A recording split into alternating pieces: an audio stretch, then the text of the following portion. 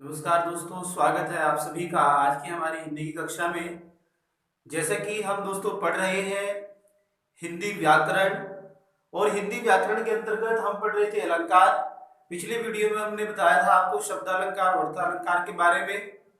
शब्दालंकार के अंतर्गत आने वाले जो अलंकार हैं, अनुप्रास, यमक और श्लेष, ये हम पढ़ चुके हैं। और अर्थालंकार में जो हमारा टॉपिक चल रहा है वो है अर्थालंकार। अर्थालंकार में हमने उपमालंकार पढ़ लिया है, उत्प्रेक्षा भी हमारा हो चुका है और रूपक भी हमारा हो चुका है।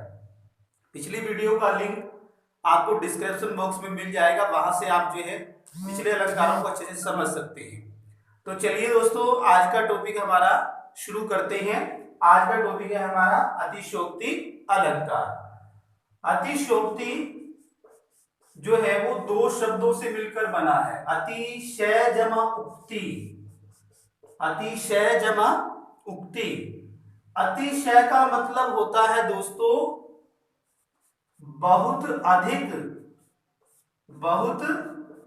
अधिक या ज्यादा, जिसको हम कहते हैं, ठीक है।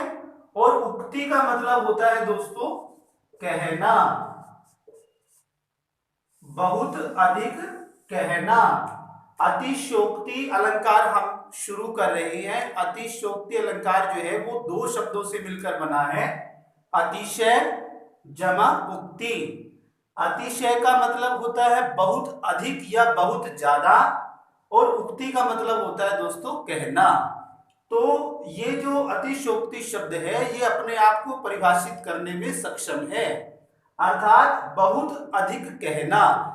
जब हम बात को बहुत ज्यादा कहते हैं, बढ़ा चढ़ा करके जिसको हम कहते हैं, वहां पर अतिशयोक्ति अलंकार होता है। चलिए दोस्तों देखते हैं इसकी परिभाषा।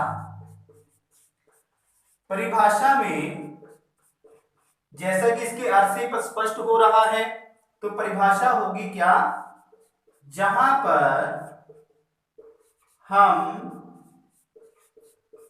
बात को इतना बढ़ा चढ़ाकर कहें, बढ़ा चढ़ाकर कहें कि लोक सीमाओं का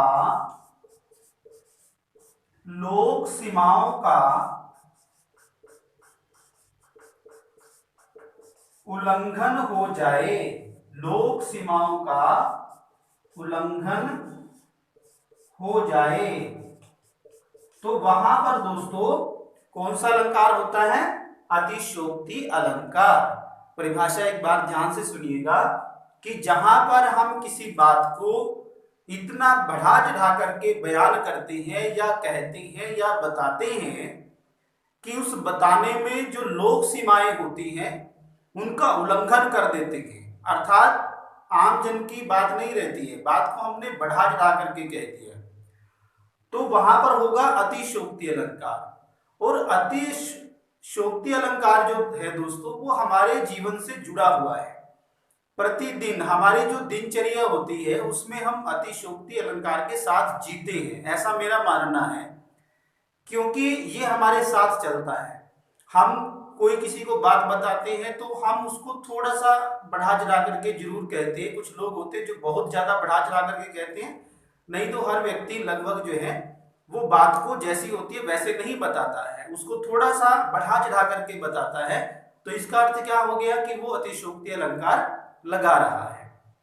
इसी प्रकार से मनोरंजन की बात यदि करें, जो सिनेमा के माध्यम से हम लोग मनोरंजन करते हैं, उसमें आप देखें जितने भी हमारी आजकल की जो फिल्में आ रही हैं उनके अंदर भी अतिशयोक्ति अलंकार होता है। उसमें भी जो है बढ़ा चढ़ा करके जो है दृश्य दिखाए गए हैं, सीन ऐसे दिखाए जाते हैं। तो अतिशयोक्ति अलंकार वही है जहां पर चीजें जब नॉर्मल नहीं होती हैं उसको और अच्छे तरीके से बढ़ा चढ़ा करके जो है ज्यादा जो है अच्छे तरीके से उसको दिखाया जाता है, तो वहां पर क्या होगा, अतिशयोक्ति अलंकार होता है। ठीक है दोस्तों, उम्मीद है कि आपको ये इस तरीके से समझ आ गया होगा, क्योंकि आप सब फिल्में देखते हैं, उसके माध्यम से हमें समझ आ जाएगा कि ये अतिशयोक्ति अलंकार है। और जो बच्चे आज कर रहे हैं वो इस प्रकार की यदि कोई सीन देखती है, दृश्य देखती है, तो अनुमान लगाए कि यहाँ पर अतिशयोक्ति अलंकार जो है वो है। चलिए अब समझते हैं। अब फिल्मों की तो बातें उसमें नहीं होंगी एग्जाम में, वहां पर एग्जाम्पल्स पूछे जाएंगे, तो हम एग्जाम्पल्स के माध्यम से इनको समझते हैं। ध्यान से सुनिएगा और समझिएगा। पहला एग्जाम्पल देखते हैं हम। नोट कर लिया होगा सबने परिभाषा, जहां पर जो है बात को हम बढ़ा चढ़ा करके कहते हैं, वहां पर क्या होता है, अतिशयोक्ति अलंकार होता है।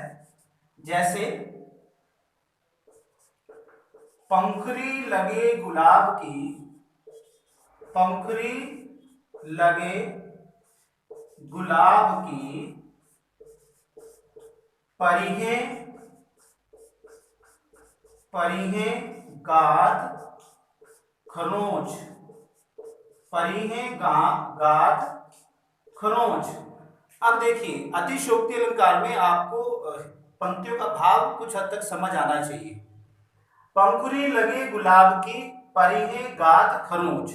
अब यह पंक्ति हमारे पास दी गई है। पंखुड़ी, पंखुड़ी में होता है पंखुड़ी, यानी जो गुलाब की, गुलाब का जो पुष्प होता है, फूल होता है, उसकी जो पंखुड़ी होती है वो यदि लग जाए, परिहें लग जाए, गात, गात में होता है शरीर या देह, जो हमारी शरीर हमारा देह है उसके ऊपर यदि लग जाए तो परिहें गात खरोंच पड़ जाती हैं।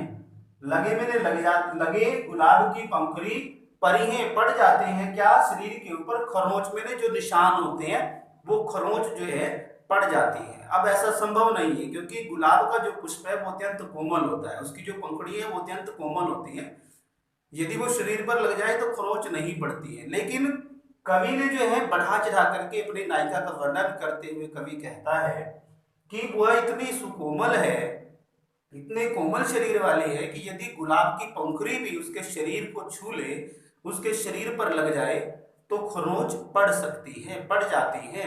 तो ये क्या हो गया, यहाँ पर अतिशयोक्ति अलंकार है, क्योंकि ऐसा संभव नहीं है। ठीक है दोस्तों, नेक्स्ट उदाहरण देखेंगे। हनुमान की पूंछ में, हनुमान की पूंछ में लग न पाई आगी, लग न पाई आगी, लंका सिगरी, लंका सिगरी जरी गई, गए निशाचर भागी, गए निशाचर भागी, गए निशाचर भागी। अब ध्यान दीजिएगा, हनुमान की पूंछ में लग न पाई आगी, लंका सिगरी जरी गई, गए निशाचरी भागी, निशाचरी, निशाचरी भागी। अब ध्यान दीजिएगा कि हनुमान की पूंछ में लग न पाई आगी, अर्थात हनुमान की पूंछ में आग नहीं लग पाई, और लंका सिगरी, सिगरी में होता है जल्दी, शीघ्र जिसको कहते हैं हम, शीघ्र जल्दी, लंका सिगरी, लंका में जो श्रीलंका, जो रावण की जो लंका थी, सिगरी में शीघ्र जल्दी, जरी में जल गई, गए निशाचरी भागी, निशाचरी में राक्षस, अर्थात जितने जो राक्षस थे वो सारे के सारे भाग गए। कवि क्या कहना चाहता है कि हनुमान की पूंछ में आग लगने से पहले ही सारी लंका जल गई और जितने वहां राक्षस थे वो सारे वहां से भाग गए। क्या ऐसा संभव हो सकता है कि पूंछ में आग ना भी लगी हो तब भी जो है लंका जल गई हो? तो यहाँ पर कवि के द्वारा बात को बढ़ा चढ़ा करके जो है बताया जा रहा है, इसलिए यहाँ पर अतिशयोक्ति अलंकार है। ठीक है, नेक्स्ट उदाहरण देखते हैं। उम्मीद है दोस्तों समझ आ रहा होगा आपको। नेक्स्ट उदाहरण देखिए। प्राण छूटई प्रथमई रिपु के, प्राण छूटई प्रथमई रिपु के, रघुनायक शायद छूट न पाई।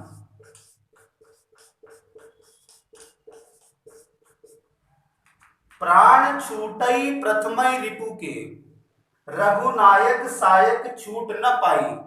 कवि कहता है प्राण छूटई, छूटई मैंने प्राण निकल जाते हैं, प्रथमई मैंने पहले, रिपु मैंने शत्रु दुश्मन, प्राण छूटई प्रथमई रिपु के अर्थात शत्रु के प्राण पहले ही निकल जाते हैं। रघुनायक, रघुनायक मैंने रघुकुल का नायक अर्थात महाराज रामचंद्र जी।